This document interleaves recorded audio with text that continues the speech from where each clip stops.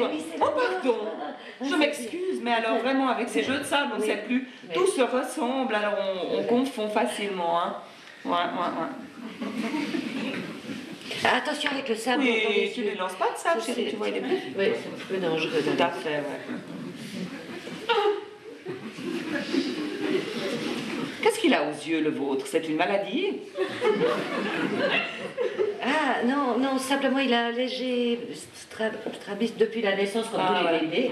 Le pédiatre dit que ça passera un peu plus tard. Tout à fait. Le vôtre, c'est déjà passé, je vois. Oui, tout à fait. Mais le mien, il n'a jamais eu ça.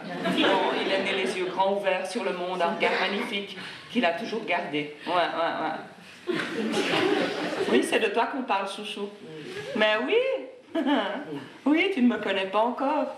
Mais on va faire connaissance, hein? Oui. 1, 2, 3, et vous! Il vous regarde plutôt vous quand même avec le... Hein? Oui, c'est-à-dire que c'est parce que je suis la maman. Tout à fait. Un peu timide. Oui, bien sûr, oui, tu es timide, oui. Je crois que je sais pourquoi j'ai eu cette impression. Vous savez, c'est à cause de cette barre de sourcils qu'il a, très fournie. Votre mari est du Sud? Non, il est parti. Ah. En fait, vous savez, moi je les enlève à la pince, sinon j'ai aussi... Ah, c'est vous? Alors, parce que sinon on croit que je fronce tout le temps. Mais pour un garçon, je trouve que ça fait charme. Tout à fait, oui. Pour un garçon.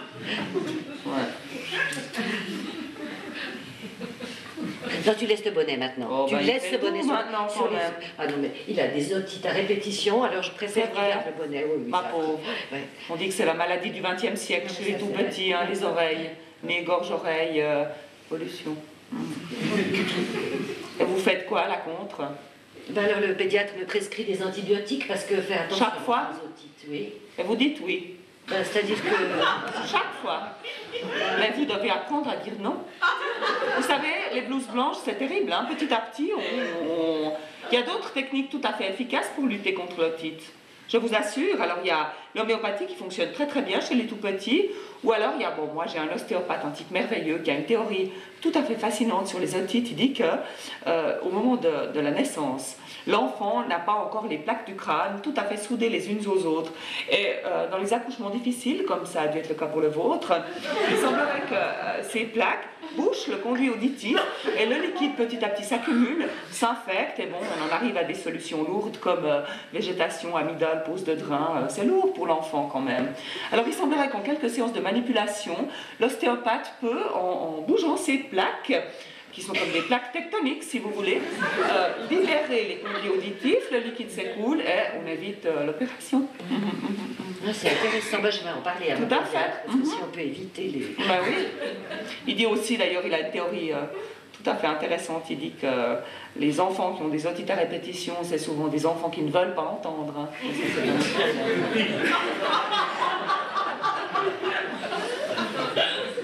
Travaillez-vous? Oui, alors j'ai travaillé dans un magasin de chaussures, ça crée des contacts, c'est tout à fait... Je ne veux pas vous blesser en vous posant ce genre de questions qui peuvent paraître un peu intimes, mais vous savez, j'ai, je crois, un grand sens de la psychologie humaine. On voit sur votre visage que vous êtes au bout du rouleau. Non. C'est lourd, les enfants, la vie professionnelle, je me rends très bien compte, mais on voit dans vos yeux qui sont un peu... votre nez, votre espèce de mollesse comme ça que vous êtes... Non, vous dissimulez très bien, hein, mais on sent qu'il y a quand même une espèce de... Vous savez, c'est très difficile, je crois, pour une femme au XXe siècle d'être à la fois maîtresse, femme, ménagère, amante, dans le business et tout. C'est un mélange qui est très explosif. Hein. Et vous savez, nous deux, nous arrivons à un âge, enfin surtout vous, je crois qu'il faut commencer à faire attention à certaines choses, des petits détails, une espèce de... Vous voyez ce que je veux dire? Avant que les hommes s'en aillent, quoi, finalement. Hein. Ouais. Moi, j'ai une amie, enfin, c'est pas vraiment une amie, c'est une connaissance, heureusement, une femme qui a travaillé un peu pour moi à une certaine époque. Et c'est une femme qui travaille jour et nuit. Elle a 2 enfants, un petit et un grand. C'est des enfants qui sont mis à l'accueil le matin, qui sont aux cuisines à midi, qui à 4 heures sont au devoir surveillé. C'est des enfants qui ne sont pas de langue maternelle française, donc ils ont une grande peine à se sociabiliser. Ils confondent les V et les B, les P et les F. Donc le petit est chez la logopédiste à haute dose. Et je me disais justement, c'est quand même à nous que ça coûte un peu d'argent, ces frais supplémentaires. Hein.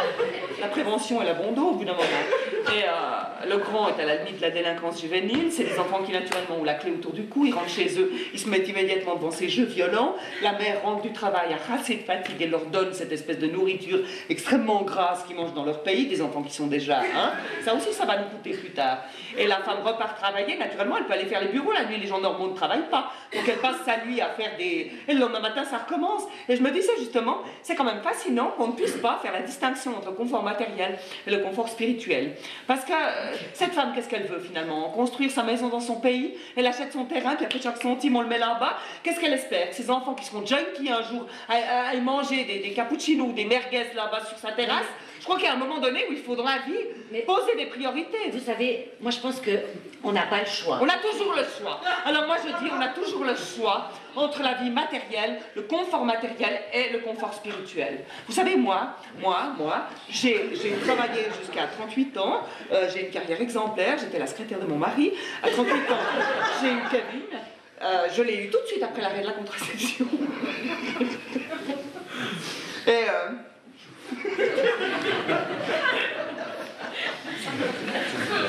Et je m'en occupe 24 heures sur 24 et je suis très, très heureuse. Vous savez, j'ai des cerises. Non. J'habite la très jolie maison en face du magasin. Vous savez, la jolie villa. Très jolie. Avec l'immense jardin. Voilà, c'est à Alors moi j'habite la tour. Ah voilà. J'ai eu des cerises cette année, à n'en plus pouvoir, je sais pas, les étourneaux m'ont épargné, je sais pas ce qui s'est passé, mais j'ai tout fait. Confiture, j'en ai congelé, j'ai fait des clafoutis, des tartes, enfin j'ai tout fait. Les cerises, j'en ai jusque là. Et il me reste un cajot de Bigarro. C'est des très très belles cerises, vous verrez, je vous les donne avec plaisir. Elles sont juste un peu moisies sur le dessous. Il faudrait simplement les faire aujourd'hui et je vous en supplie, alors ne faites pas de bêtises, pesez après avoir dénoyauté. Parce que sinon il y a un déséquilibre certain. C'est gentil. Non mais c'est un plaisir, ça me fait très plaisir. Mais j'ai dû repasser jusqu'au plafond. J'ai promis à la voisine, elle fait une dépression épouvantable de lui prendre les enfants. Alors mais là aussi, je vous soupçonne de ne pas arriver à dire non. C'est-à-dire que oui, c'est pas facile de... Mais alors là, j'ai c'est vous que la dépression guette. Oui. Non, je vous assure, j'insiste beaucoup parce que j'ai été comme vous pendant des années, moi. Et j'en suis arrivée à ne plus me supporter moi-même. J'en suis tombée malade, je suis devenue hypochondriaque. Et j'étais arrivée à un point où vraiment je n'avais plus de peau, tout simplement. Et je m'en rendais pas compte, je m'en rendais même pas compte.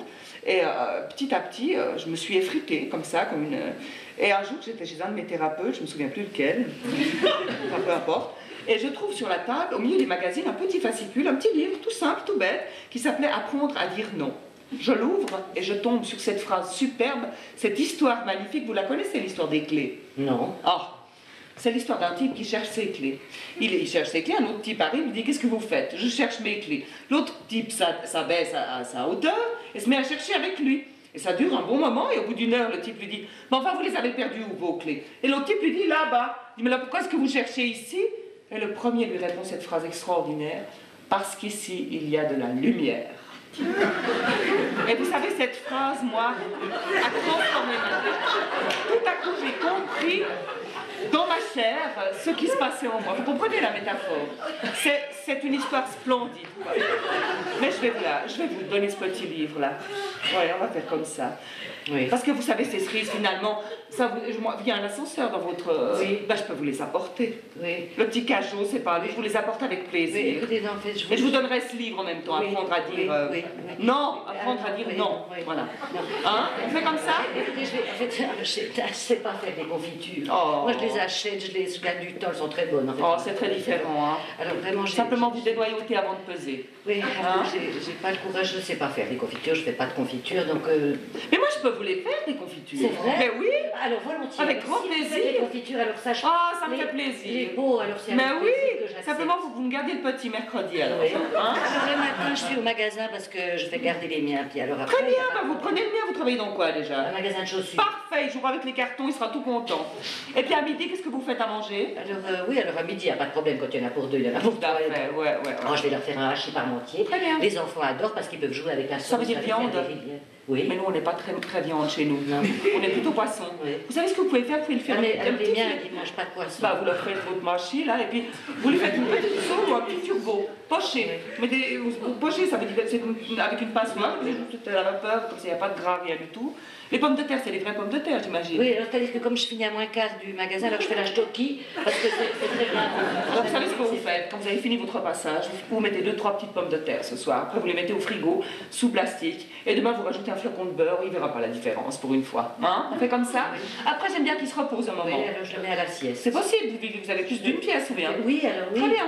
Je mets un petit moment de dormir. Mais il ne fait plus de sieste, hein? Ah, il fait plus de non, sieste. Non, bien sûr. Alors, bon, alors...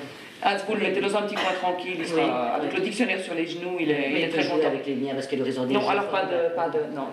Après vous allez au parc, j'imagine, parce que... Oui, alors on ira au parc, bien sûr. Très bien. Alors je passerai acheter petit pain chocolat pour un bon goûter. Il est allergique aux produits laitiers. Hein. Alors je lui donne tous les jours, il paraît que c'est très sain, un petit berlingot de lait d'amande. Il y a une petite paille, c'est très pratique, c'est 12,80 le berlingot. Encore, je crois pas. Peu importe, il y a le magasin biologique à côté de la placette, là, c'est 2 arrêts de bus. Il faut faire attention aux horaires d'ouverture, c'est 14h30, 15h05, je crois. Juste dans la tranche, quoi. Et après, vous le ramenez, alors. Alors, je vous le ramène à 6h30. Le plus tard possible. Oui, très bien, ça c'est parfait.